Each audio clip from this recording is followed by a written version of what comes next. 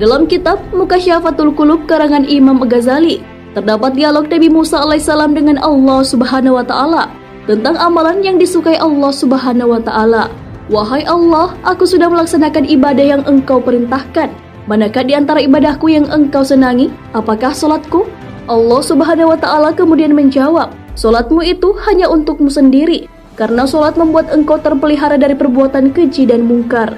Nabi Musa alaihissalam pun bertanya lagi, apakah Allah menyukai zikir yang dilakukan Nabi Musa alaihissalam?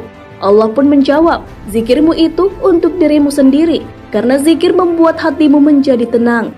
Nabi Musa alaihissalam pun terus menggali informasi mengenai amalan yang disenangi oleh Allah Subhanahu wa taala dan mengatakan, apakah puasaku? Kemudian Allah Subhanahu wa taala menjawab, puasamu itu hanya untukmu saja, karena puasa melatih diri dan mengekang hawa nafsu. Tak sampai di situ, Nabi Musa alaihissalam masih bertanya, lalu ibadah apa yang membuat engkau senang ya Allah? Allah pun menjawab, sedekah. Tak kala engkau membahagiakan orang yang sedang kesusahan dengan sedekah, sesungguhnya aku berada di sampingnya. Dari dialog tersebut, ibadah-ibadah seperti sholat, puasa, dan zikir tidak menjamin Allah senang kepada kita, walaupun pahalanya tinggi. Ibadah-ibadah tersebut hanya berdampak bagi diri sendiri, tapi tidak berdampak kepada orang lain. Sedekah merupakan ibadah atau amal perbuatan yang bukan hanya berpahala tinggi bagi diri sendiri, tetapi juga dapat membuat bahagia orang lain yang sedang kesulitan dan membutuhkan uluran tangan. Hal inilah yang disenangi oleh Allah Subhanahu wa taala. Abdul Aziz bin Umair mengatakan bahwa sholat hanya mengantarkan kita setengah perjalanan menuju surga, sedangkan puasa mengantarkan kita ke depan pintu surga. Namun sedekah membuat kita masuk ke dalam surga.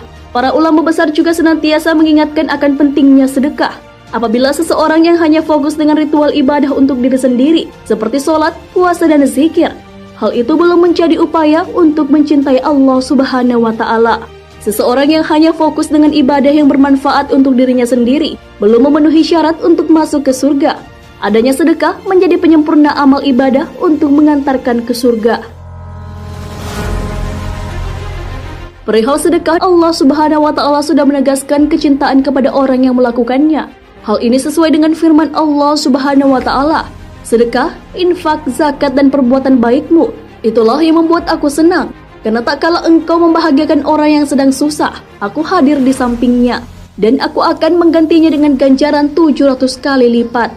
Quran Surah Al-Baqarah ayat 261 hingga 262.